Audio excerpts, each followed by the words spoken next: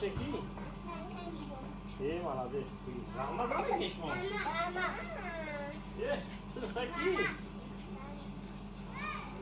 İyi. Hay, ters es begehen. Ich hay. Always, meine Eltern sind da. Was hat? Was ist das?